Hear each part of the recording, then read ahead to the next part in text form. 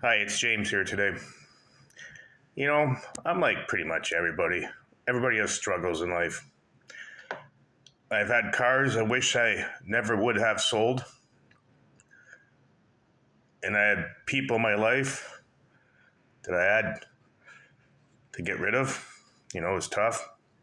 Every person goes through different relationships. And there's one thing I sold my tools because I'm too old to work on stuff anymore. There's one thing I kept that I've had since 1984, and I always make sure it's here. And I'm going to show you. It's something that I got in grade school in 1984. And just to show you,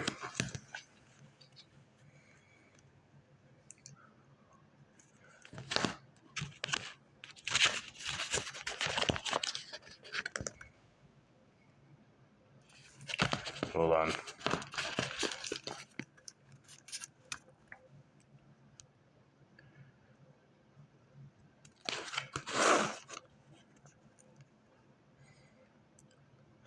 That's back when you went to school and they gave you a Bible. And if you did something wrong, they'd make you read the Bible in a corner by yourself. That's what they did. If you had, something stupid happen in the grade schools, that's what they did. And I never let it go. I moved a lot of times and I always kept it. And I believe in it because God knows if it wasn't for him, I'd be dead. Angel, I battled with a lot of things in my life. I ain't no angel. It's put it as simple as that. I'm not going to get into circumstances. You know, I had problems. Depression, abusive, everything. I worked in a factory. But it is what it is. But I hold on to it. And once in a while, I'll read a page to refresh my brain.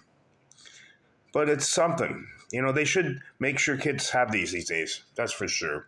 But I carried it since 1984 through my whole life. Anyways, just a message from James today.